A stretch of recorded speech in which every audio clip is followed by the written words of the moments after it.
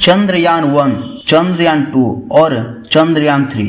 भारत एक के बाद एक अपना मिशन चांद पर भेज रहा है, लेकिन अमेरिका जिसने 54 साल पहले चांद पर अपना झंडा गाड़ दिया था, वो आज चांद पर जाने से बच रहा है। आखिर ऐसा क्या देख लिया था चांद पर अमेरिका ने कि उसका अचानक ही चांद से मोह भंग हो गया। कभी हाथ धोकर चांद के पीछे पड़े अमेरिका ने 4 सफल मिशन के बाद चांद से मुंह मोड़ लिया। आज के वीडियो में हम आपको बताने जा रहे हैं वो रहस्य जिसे सुनकर आपके रोंगटे खड़े हो जाएंगे। आखिर नील आर्मस्ट्रॉन्ग और बज अल्ड्रिन ने अपनी पहली यात्रा में चांद पर क्या देखा था कि उन्होंने अपने जिंदा वापस आने की उम्मीद छोड़ दी थी। तो इस खौफनाक रहस्य को जानने के लिए वीडियो अंत तक जरूर देखें। दोस्तों, जहां भारत चांद पर सफलतापूर्वक लैंडिंग करने की कोशिश में जुटा है, वहीं अमेरिका ने 54 साल पहले 1969 में ही चांद पर अपने कदम रख दिए थे। इस तरह अमेरिका चांद पर फतेह करने वाला पहला देश बन गया। अमेरिका के स्पेस एजेंसी नासा ने अपने पहले ह्यूमन मून मिशन अपोलो 11 के लिए 3 एस्ट्रोनॉट को चुना था। उनमें नील आर्मस्ट्रॉन्ग,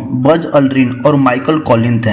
ये तीनों 16 जुलाई 1969 को अपोलो मिशन के लिए रवाना हुए। 102 घंटे और 45 मिनट के उड़ान के बाद अपोलो 11 का लूनर मॉड्यूल ईगल चंद्रमा की सतह पर उतरा, लेकिन ये इतना आसान नहीं था। जब वे चांद के सतह से कुछ दूर थे, तब ही उनके स्पेस क्राफ्ट के कंप्यूटर पर खतरे का अलार्म उन्हें सुनाई देने लगा। उन्होंने ग्राउंड स्टेशन को जब इन्फॉर्म किया तो उन्होंने उसे ओवरलोड कहकर टाल दिया और उन्हें बिना उस पर ध्यान दिए आगे बढ़ने को कहा। तब उन्हें पता चला कि वे अपने तय समय से 4 सेकंड आगे चल रहे हैं। धरती पर भले ही 4 सेकंड का कुछ महत्व नहीं हो, लेकिन जो प्लेन कई हजार किलोमीटर के स्पीड से उड़ान भरता हो, उसके लिए 4 सेकंड का महत्व था कि वे उस जगह पर लैंड नहीं कर पाएंगे जहां उन्हें लैंड करना था। ऐसे में नील आर्मस्ट्रॉन्ग ने ऑटो पायलट को ऑफ कर लैंडिंग का कमान अपने हाथों में लिया और उन्होंने सफलतापूर्वक ईगल को लैंड करवा दिया। जैसे ही उन्होंने अपना लूनर मॉड्यूल से निकलने के लिए पहला कदम बढ़ाया, उनकी हार्ट बीट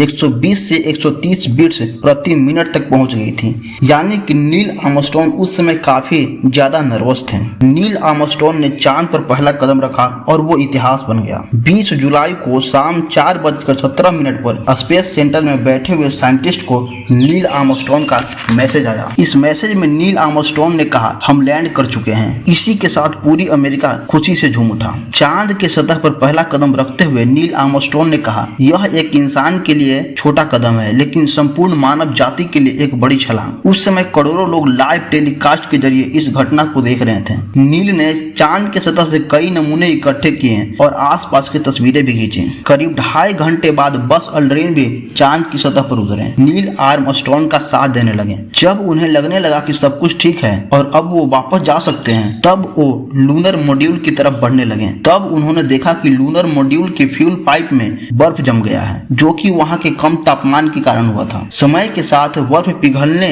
के बाद लूनर मॉड्यूल से स्पेस क्राफ्ट में आ गए। इस तरह एक के बाद एक कई मुसीबतों का सामना करने के बाद 4 दिनों की यात्रा करके वे वापस धरती पर लौट आए। लेकिन कुछ ऐसी बातें भी थी जो पब्लिक से छुपाई गई। जैसे कि एक इंटरव्यू में खुद बज अल्ड्रिन ने बताया था कि उन्हें कई बार ऐसा लगा कोई तेज रोशनी उनका पीछा कर रही है। ऐसा लगा जैसे कि बहुत एडवांस टेक्नोलॉजी से बना स्पेस क्राफ्ट उन्हें रोकना चाहती है, लेकिन नासा ने इन बातों को कभी बाहर नहीं आने दिया, ऐसा बज अल्ड्रिन का कहना है। नासा ने एक के बाद एक 4 मिशन चंद्रमा पर भेजे, लेकिन अपोलो 17 के बाद चांद से दूरी बना ली। इसकी सही वजह आज तक नासा ने किसी को भी नहीं बताया। तो क्या सच में वहां मौजूद एलियंस ने एस्ट्रोनॉट को चांद पर आने से मना कर दिया था? यह बातें हमेशा के लिए रहस्य बनकर रह गई, लेकिन अब नासा एक बार फिर आर्टेमिस मिशन से इंसानों को चांद पर भेजने की तैयारी कर रहा है। आपको क्या लगता है दोस्तों, नासा ने आखिर चांद पर जाना क्यों छोड़ दिया? अपना ओपिनियन कमेंट बॉक्स में जरूर दें।